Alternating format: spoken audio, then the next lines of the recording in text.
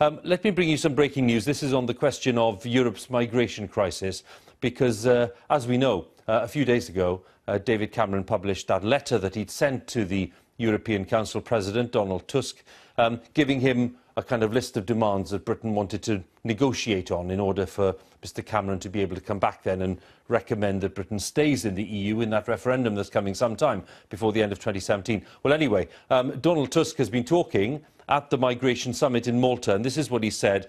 For sure, the requests that Mr Cameron makes are tough, and this is why the letter was so interesting for me.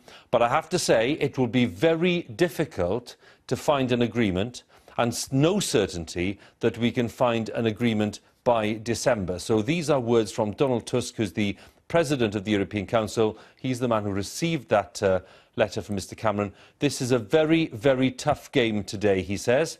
And just to underline, no guarantee, he says, that an agreement can be reached with Britain by December.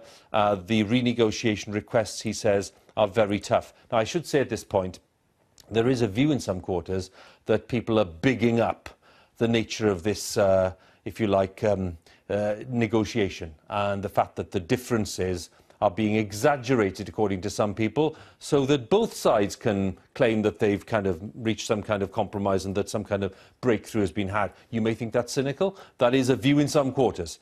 So maybe we should see the remarks from Mr Tusk in that context. But anyway, he's saying that it's a tough game at the moment and there's no guarantee of a solution.